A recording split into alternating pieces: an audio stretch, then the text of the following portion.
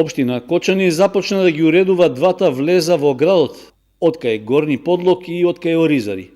Механизацијата работи на потекот од бензинската пумпа Лук Ойл кон зоната лесна индустрија, каде се расчистува сувата вегетација. Исто така се вршат и подготовки за пешачка патека во должина од околу 1 километар, која во првата фаза ќе води до надвозникот на влезот во Кочани.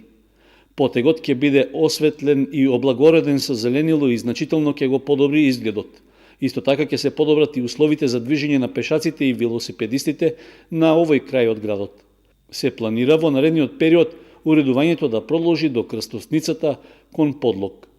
Паралелно со овие активности, комуналното јавно предпријатие Водовод уредува и површина за парк во селото Тракање.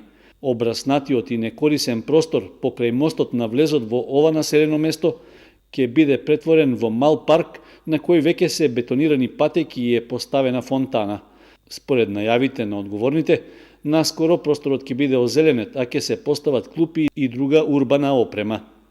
50 на метри подолу, по течението на Траканска река се вршат подготвителни работи за изградба на мост, што ќе реши еден долготраен проблем и ќе го олесни движењето на жителите од овој дел на населбата.